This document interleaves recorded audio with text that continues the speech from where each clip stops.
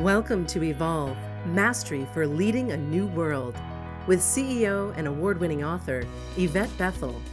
This podcast is dedicated to supporting leaders with a variety of solutions to build trust, inspire authentic change, and improve morale within your organization. Learn how to grow your people, build your culture, and transform your results.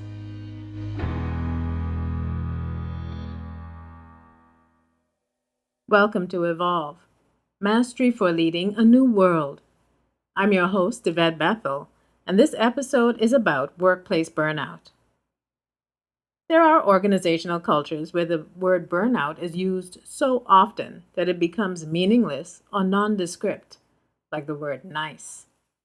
Or worse, it can become a negative trigger to leaders who do not accept burnout as an actual state and label persons who use the term as chronic complainers. In the modern workplace, stress levels can run high, especially in organizations that place an overwhelming burden on staff, imposing extreme targets. Burnout, to some, means constantly working for long hours, making every effort to exceed sometimes seemingly impossible targets. In this context, it can mean being pushed to the limits, and for some, it can mean being in a sustained state of anxiety or fear. Burnout even happens when persons love their work.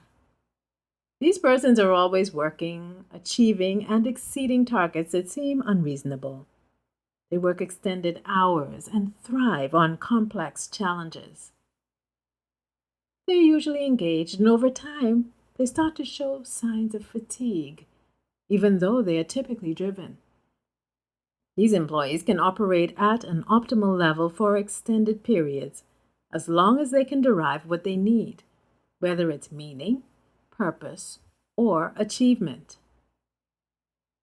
When top performers experience burnout, they encounter a wall, and this can be due to insufficient challenge or meaning. It can also surface because of boredom.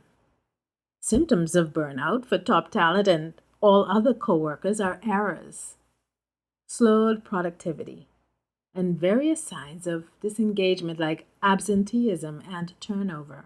When employees are overworked and in a state of perpetual anxiety because of their targets and the threat of job loss, this can be made worse when there are no breaks in pace or output.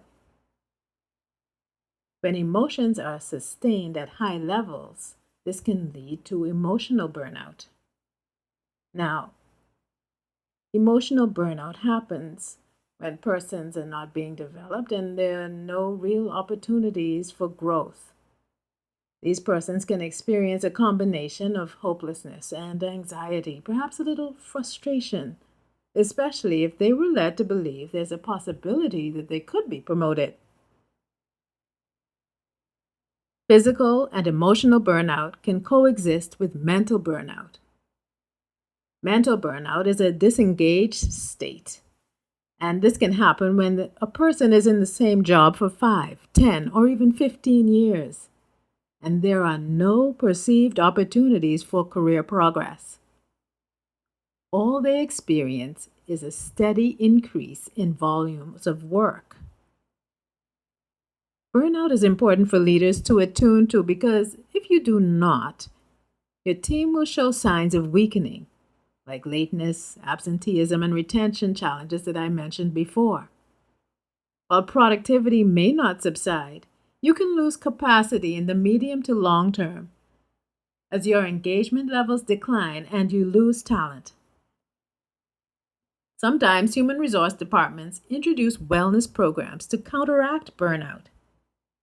If the wellness program is not part of a comprehensive strategy that simultaneously addresses the root causes of workplace fatigue, positive results may be short-lived.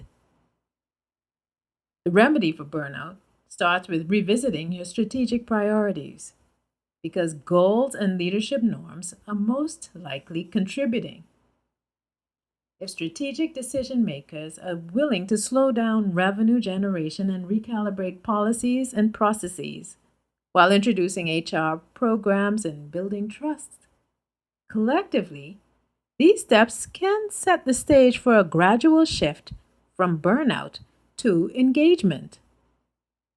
According to Gallup researchers, employers should create engagement as a developmental program and not another goal to be measured.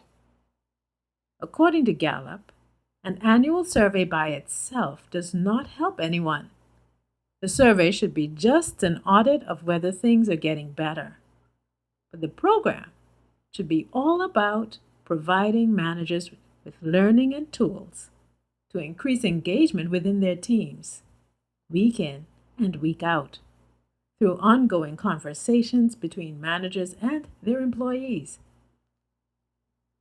Another possible solution that will take time to implement is to ensure managers are no longer appointed because of their technical strengths only, instead based on their achievement of a healthy balance between technical and leadership competencies. Managers who focus more on the work than the needs of the team can contribute to physical, emotional, and mental burnout because they have assumed the role of enforcer instead of facilitator. In the modern workplace, there are circumstances that have never existed before. Baby boomers are taking longer to retire. Millennials are not loyal to employers and are having children later in life. Then there is the artificial intelligence revolution. Many leaders are unprepared for what the new reality means. As the global environment continues to evolve, it's important to consider how to identify and address the root causes of burnout in order to ensure sustainability of continuously improving engagement levels. Thank you for joining me at Evolve, Mastery for Leading a New World. Join me this and every Monday for a new episode. In the meantime, remember, always continue to evolve.